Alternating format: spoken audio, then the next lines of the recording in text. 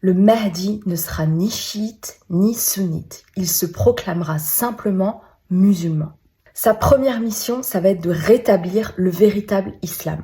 Vu qu'il suivra les pas du prophète, étant donné qu'il sera de sa lignée, il va rétablir la vérité. Là où autrefois les mensonges régnaient, lui va apporter justice et paix. Il va suivre et rétablir le véritable islam et non pas une secte. En vérité, il va suivre les pas du prophète vu qu'il sera de sa lignée et seul un homme de la lignée du prophète peut gouverner.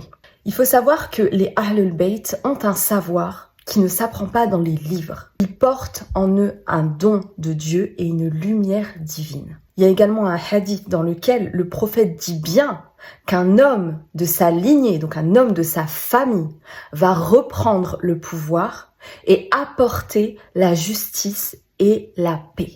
Donc ça veut dire qu'avant la venue du Mahdi, l'islam aura été modifié. Et c'est aussi la preuve qu'il faut bien que ce soit un homme de la lignée du prophète qui reprenne le pouvoir. Si on va à l'encontre des ordres de Dieu et qu'on décide par nous-mêmes de choisir qui doit gouverner ou non, eh bien on se retrouve dans une situation catastrophique telle que la nôtre aujourd'hui. Et souvent aussi, les vrais croyants reconnaissent la vérité. Ça veut dire que le moment où il sera là, c'est pas lui qui va s'auto-proclamer « Je suis le Mahdi, c'est moi qui dois gouverner ». Ce sont les croyants qui vont lui prêter allégeance.